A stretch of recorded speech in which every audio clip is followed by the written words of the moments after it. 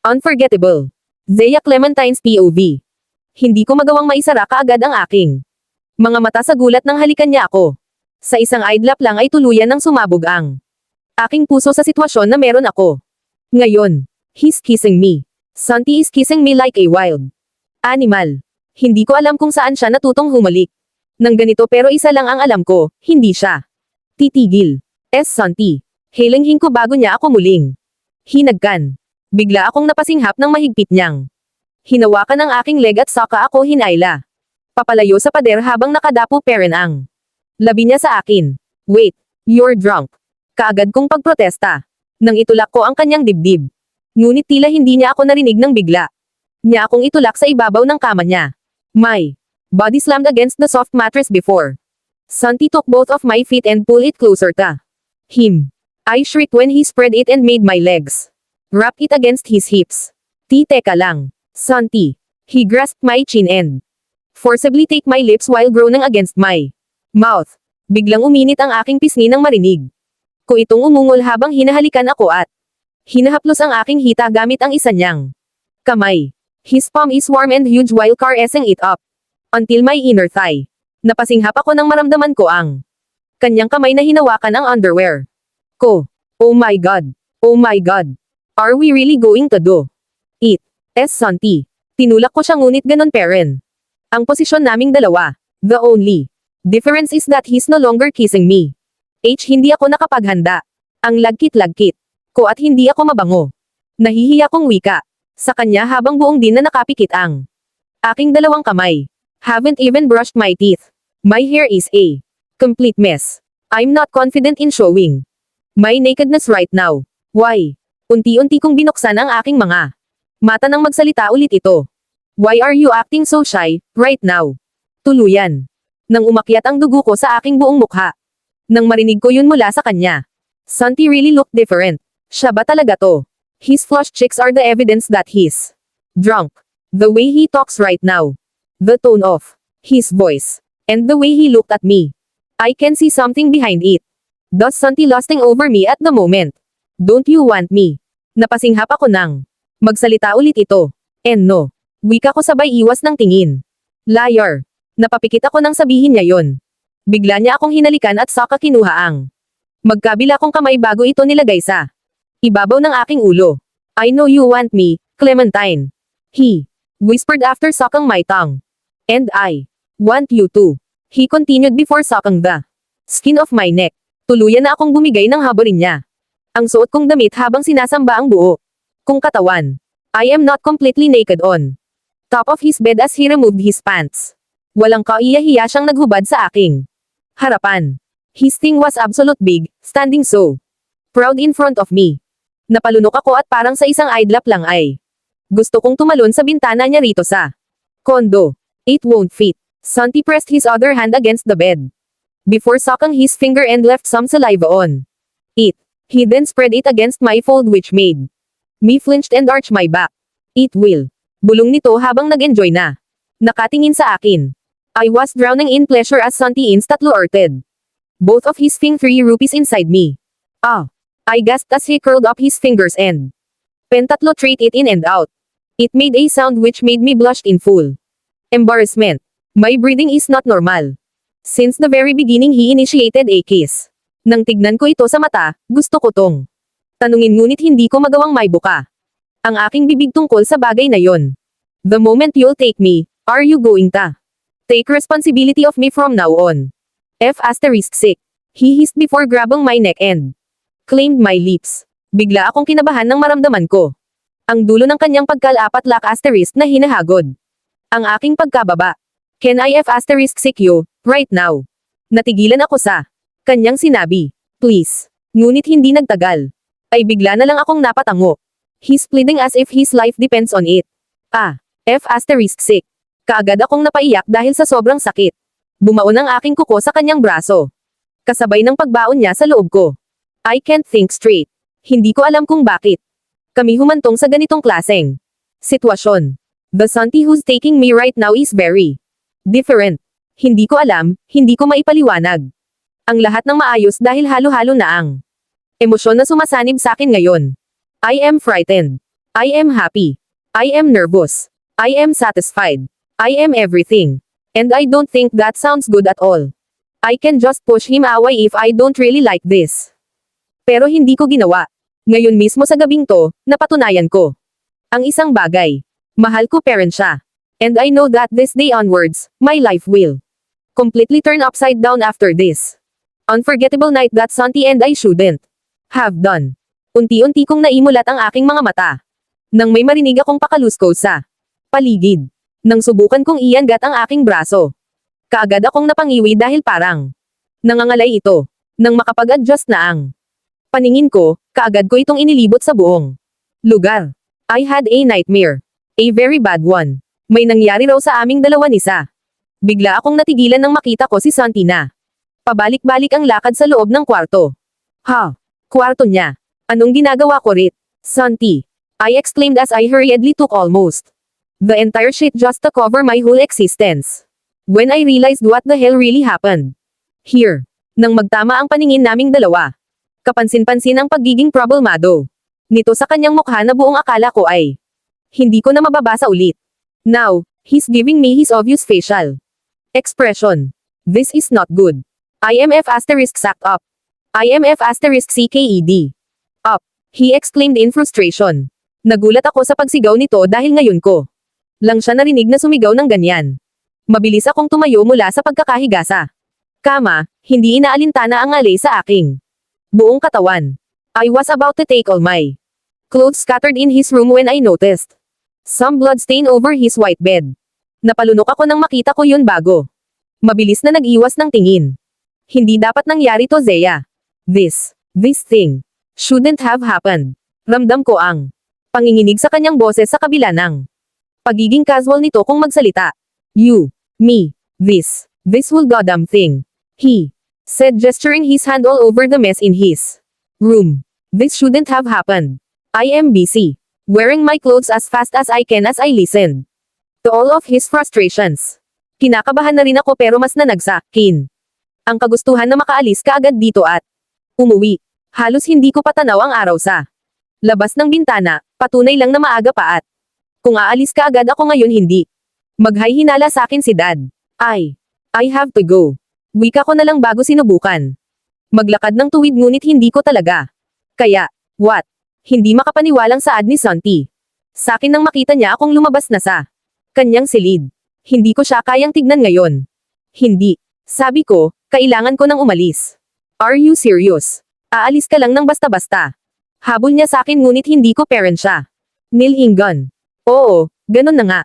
Pero nahihirapan ako dahil hindi ko alam kung ano ang mangyayari simula ngayon, Santi. Do you think this is just a game? That what happened between the two of us is just a joke? Zeya, grow up. This is a serious matter. Hinawakan niya ang aking braso ngunit mabilis ko yung binawi kaagad. Ayoko muna siyang mahawakan at mas lalong ayokong hawakan niya ako. Dahil sa tuwing gagawin niya yon, natatakot ako na baka mas lalong lumala ang gulong pinasok namin ngayon. I told you to lock the door when you leave last night, pero ano ang ginawa mo? You came back and invade my property without my consent. Hindi mangyayari to kung sinunod mo lang ang sinabi ko. Nanlaki ang aking mga mata at saka ito kunot noong nilinggan. Ang kanina ka ba na? Naramdaman ko ay biglang nawala at napalitan ng inis. At kasalanan ko pa talaga. Bakit, hindi ba? I gasped in disbelief. F asterisk CQ. I cursed him before turning my back against him. Buiset. Bakit kasalanan ko pa?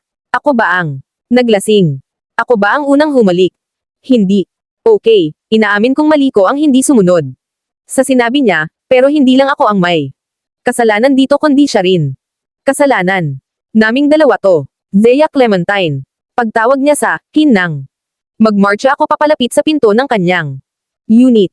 I'm leaving. No, you won't. Napasinghap ako ng bigla.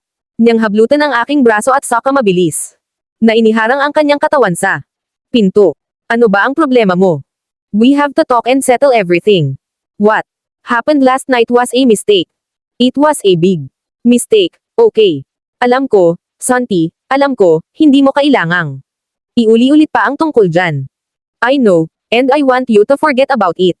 Mas madali pa kapag ganun, Santi, hindi mo na Kailangang pahirapan pa ang sarili mo. Panimula ko habang nakatingin sa kanya ng diretso. What happened last night? Just think as if it was just a one-night stand, palihim akong napalunok dahil parang ayaw kong tanggapin na ganun lang ang nangyari kagabi. Pero wala akong magagawa. Hindi ko alam kung bakit biglang humantong sa ganun ang nangyari kagabi. If you're terrified that others might know about this, then you shouldn't. Walang lalabas sa bibig ko, pangako. Yun. Dagdag ko habang seryosong nakatingin sa kanya. Palihim akong nagpapasalamat sa may kapal na. Hindi ako nautol nang sabihin ko ang mga salitang yun sa harapan niya. And I hope you'll also do the same. Ano na lang ang masasabi ng iba kapag nalaman nila ang tungkol dito. Pahina ng pahina ang boses ko sa pagkakataong ito. Parang unti-unti na rin akong nawawalan ng lakas na makipag-usap pa sa kanya tungkol sa bagay na to. Natahimik si Santi sa aking harapan bago dahan-dahan na napatango. Okay. That sounds like a good plan. Casual. Nitong wika bago ako tinignan ng diretso sa mata, ngunit mabilis akong yumuko para ayusin ang aking suot bago siya taas noong tinignan. Now, will you please excuse me? I have to leave. Santi stared at me for a while before stepping aside from the door and opened it for me. I silently sighed after figuring out he won't be driving me home again. Thanks. Tipid kong wika at saka mabilis na lumabas ng kanyang unit at hindi na nagbalak pang lumingon pabalik. Nang mapasok na ako sa loob ng elevator, bigla akong nanghina at saka mabilis na napahawak sa gilid bilang suporta. Napatulala ako sa kawalan habang dinadama ang puso kong naghaharuman to hanggang ngayon. You should probably forget this day even existed. Set update. Santi Greyer's POV. Napahilot ako sa aking sentido habang nakaupo sa isang silya dito sa labas ng bahay namin. My mother called me a liar and invited me for a dinner. Hindi ko sila matanggihan kahit na plano ko na sanang mapag-isa ngayon buong araw. Ayos ka lang ba, anak? Napatingin ako sa lalaking kakadating lang sa aking tabi. Dad. Pagbati ko sa kanya at saka mabilis na tumayo bago ito pinaupo sa pesto ko. He then gestured the other chair beside him for me to sit. Kaagad ko namang sinunod ang gusto niyang gawin. He's my foster father, Denver Lloyd Gutierrez, the biological father of Ashton at Gabriela, my siblings. Yes, I'm okay. Wika ko at saka ito nangitian. I can't tell him the truth about me and Zaya. Never. That would cause a huge chaos in the entire Gutierrez clan. Where's your brother? Hindi ko nakita ang sasakyan niya sa labas. Ash went to the nearest mart to buy something for Gab. Tumanggo-tango ang aking ama at saka ako nangitian. How are you, Santi? How's your life in Belgium? Do you have any plans during your stay here? Sunod-sunod nitong tanong sa akin. Sinagot ko kaagad ang unang dalawang tanong niya sa akin ngunit medyo nahirapan ako sa pangatlo. Up until now, I don't really have a plan aside from staying here for a vacation. Ilang taon din akong hindi umuwi rito kaya ang nasa isip ko lang sa ngayon ay ang magbakasyon muna rito ng ilang buwan.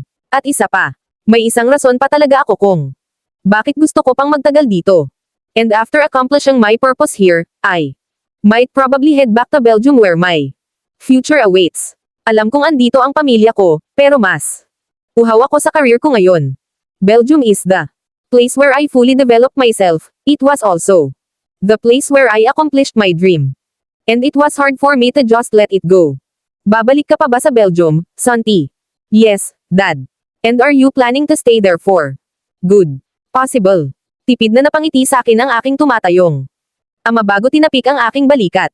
As long as where your heart belongs, then follow it. I blinked when he said that before offering me his drink. I respectfully declined it before giving him a smile and looked away. As long as where my heart belongs. Love. Santi. Handa na ang hapunan. Sabay kaming napalingon ni Dad sa likod ng marinig namin ang boses ni Mom. Her bright smile and beautiful hazel brown eyes glimmers when she saw us. Kaagad naman kaming napatayo ni Dad at saka siya nilapitan para sabay kaming tatlo na magtungo sa mesa. Ashton already arrived and Gabriela was patiently waiting on her seat. Sabay kaming lima na kumain ng hapunan matapos naming magdasal. If I'm going to stay at Belgium for good, I will surely miss this family dinner. It's been a week, but the memories of that Night still kept on bugging me every time I close my goddamn eyes at night. Isang linggo ko na ring hindi nakikita Nakakausap ulit si Zeya. Right after she left my place, I never heard about her again. At dahil isa rin to sa mga gabing hindi ako makatulog, nagpa siya akong ito muna sa inupahang condo unit nila French at Luther. Come on, man. Set me up on a date with Zeya. Luther said while shaking my shoulder. I sighed silently before sipping a scotch from the glass. I should have thought twice or thrice before getting here. I forgot about Luther's admiration for Zeya. Please, just once. French and I will fly back in Belgium next week, at least help me out. Pagmamaktol nito habang pilit paring inaalog ang aking balikat. You got her number, right? Then asked her directly, wag mo kong I-do it dyan. Suplado. Kung wika bago tumayo at saka lumapit sa malaking bintana nila rito. I can see the busy streets of Manila from this view. That's the problem. Palihim na kumunot ang aking noo nang sabihin niya yon. Rinig ko ang pagdadabog nito sa ibabaw ng kama habang nakabaon ang kanyang mukha sa unan. French grinned as if seeing Luther like. That is an enjoyable view in his eyes. He's looking at our friend who's obviously desperate for something. Desperate for Zeya's attention. Your cousin, Zeya, is not responding to any of his text messages nor calls. Si French na mismo ang sumagot ngayon. Luther groaned while still burying his face against the pillow. Napatawa na si French ngayon habang Nailang. Ganyan na yan ang ilang araw, tulungan mo na. Yan, Santi. We all know you're the only man who can help Luther at this matter. Nakangisi niya. Paring wika bago ininom ang kanyang alak. I promise I won't do anything bad. Sabay. Kaming napalingon kay Luther nang bigla itong tumayo mula sa pagkakahiga sa kama. His hair is a mess while looking at me using his pleading eyes. I rolled my eyes. Fine. Isang beses lang ako nag-text kay Zeya tungkol sa bagay na to at kaagad din itong pumayag. I finally set her a date with Luther. Pero hindi ko alam kung ano ang ginagawa ko rito sa labas ng restaurant kung saan sila magkikita ng kaibigan ko. I was planning to go NCA's, but the wheels of my car brought me here. Nakatingin ako sa lalaking nakaupo sa pangdalawahang mesa habang nakaupo ako sa hood ng aking kotse. Nasa mismong tapat lang ako ng mamahaling restaurant na si Luther mismo ang pumili. He's sitting at the edge of the restaurant against its full-length glass window. Pero dahil gabi ngayon, hindi niya ako nakikita sa labas. I rolled my eyes when I saw how nervous my friend looks like as he kept on looking at his watch. 7 PM pa ang dinner ninyong dalawa Luther, bakit? Kasi sobrang aga mo. Look at my wristwatch and it's still 6:45 PM. Kanina pa ako nakaupo rito, mukhang 10 minuto rin akong naghintay. I think Luther came here an hour earlier. Hindi nagtagal ay may nakita akong sasakyan na pumarode sa labas ng restaurant. A lady immediately gets out from the car and went directly to the restaurant's entrance. Kaagad na may nag-escort sa kanya papunta sa mesa kung saan naghihintay si Luther. My friend immediately got his ass up and looked at Zeya who is now smiling from ear to ear. Hindi ko maiwasang tignan ito mula ulo hanggang paa. Zeya definitely grew up and become the better version of herself. Her style, image, and beauty are evidence that she's into fashion and beauty industry. For the past several years, Zeya become somewhat the lady I already expected her to become. Pero hindi ko inaakalang ganito kalaki ang pagbabago niya. Don't get me wrong, she changed for the better. Habang patuloy pa rin ako sa pagmamasid nilang dalawa, hindi ko maiwasang mas lalong mapatitig sa babaeng nagawan ko ng kasalanan. I sighed when guilt suddenly consumes me the moment I remembered the heinous crime I did. I was her first. And guilt consumes me even more because of it. Nakakaputang asterisk na ka, Santi. Bulong ko sa aking sarili habang salubong ang dalawa kong makakapal na kilay. After several more minutes of waiting outside my car, I immediately get inside my vehicle. When I saw the two taking the pace outside the restaurant, nakita ko kung paano sila nagtungo sa isang sasakyan at saka sabay na umalis. Walang pagdadalawang isip ko silang sinundan kaagad. I shouldn't be doing this, but I know Luther. Oo. Kaibigan ko siya, pero pinsan ko si Zeya. Up until now, I'm not totally convinced that Luther's admiration for her was beyond his usual Adoration towards a woman. Alam kong matinong babae si Zeya at hindi ito. Basta-bastang bibigay. I can be a B*Turk whenever I want, Santi. Just think as if it was just a one-night stand. Hell no. Seryoso lang akong nakatingin sa harap ng kalsada nang biglang lumiko ang sasakyang minamaneho ni Luther sa kabilang daan. Saan sila pupunta? Hindi ito ang daan. Papuntang bahay ni Zeya.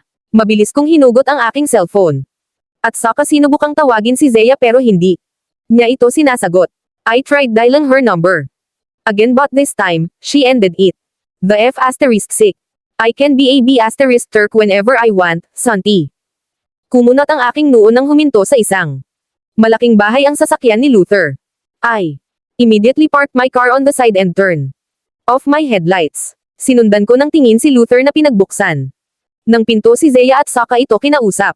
What's this place? Hindi naman ito ang bahay Nina Zeya. Niyakap ni Luther ang pinsan ko bago ito mabilis na hinalikan sa pisngi at saka lumayo ng kaunti. Luther is smiling from ear to ear before waving his hand to Zeya and drove his car. Away.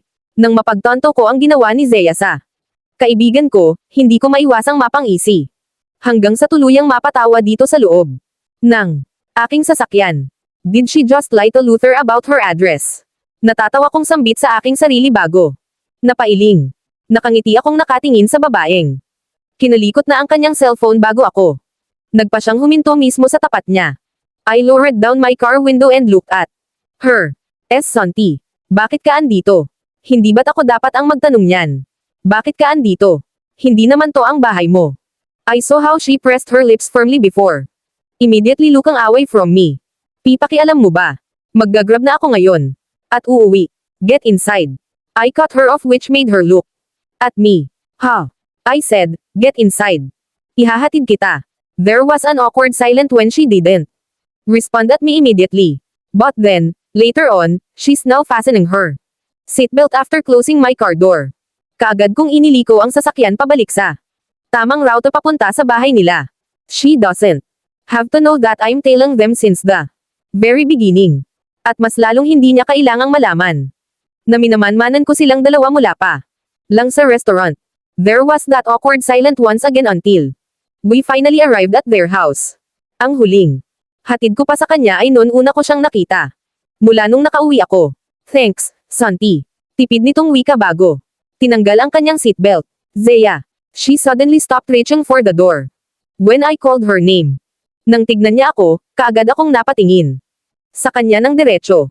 If you feel something different, don't hesitate to call me. When she realized what I meant, I saw how her eyes widened a little. Nag-expect ka bang may nabuo? Taas ang dalawang kilay niyang tanong sa akin. When she asked that, I suddenly felt the coldness of my car's AC tingling the tips of my fingers. I don't know. I mean, I'm not sure. Muling tumahimik ang buong lugar at pareho na kaming nakatingin sa harapan ng kalsada. Zeya and I haven't had the opportunity to talk about this. Did we do it, raw? I asked and I saw her nodded. Wala ka ba talagang naalala? Tanong niya. Sa akin na ikinatango kong kaunti. Was it also your first time? She asked once. Again and this time, I shake my head. No, it wasn't. Muli na namang tumahimik ang buong lugar. Bago itong magsalita. Wala ka bang contraceptives na daladala sa tuwing may kasex ka? This conversation isn't new for me, but the person who I am sharing this conversation with is definitely different. But I'm a bit bewildered how Zeya can handle this kind of conversation without stuttering nor flushing her whole face. No, I don't F*6 around. What do you mean? What I mean is, what happened between us that night. Sa pagkakataong ito, nilinggan ko. Siya na ikinakurap nito was actually just my second time. Nakita kong napakurap ito ng ilang beses bago niya ibinuka ang kanyang bibig. Kaya pala. Kaagad na kumunot ang aking noo nang sabihin niya yon. Kaya pala ano? Wala. Zeya. Wala. Papasok na ako. Mabilis itong nag-iwas ng tingin at saka binuksan ang pinto ng sasakyan bago mabilis na lumabas. Lumabas na rin ako at saka ito sinundan ng tingin na ngayon ay bubuksan na ang gate ng kanilang bahay. Zeya. I called her out, but she never dared to look back at me again. Zeya Clementine. This time, she finally stopped reaching for the gate and looked at me. Over her shoulder. Muli kaming nagtitigan at sa oras na mas tumagal ang pagtitig ko sa kanyang mga mata. Unti-unti nang nawawala sa isip ko ang mga bagay na gusto kong sabihin sa kanya. Huwag kang mag-alala, Santi, walang makakaalam. I blinked and just nodded my head in an instant. That's good to hear. She nodded at me before finally opening their gate. Pumasok na ito sa loob kaya pumasok na rin ako sa aking sasakyan.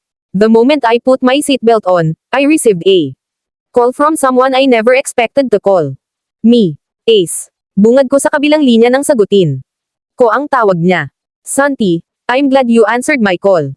Mahigpit. Akong napahawak sa manibela nang marinig ko ang sunod niyang sinabi. You have another race to win. Get in here. ASAP. Another illegal involvement.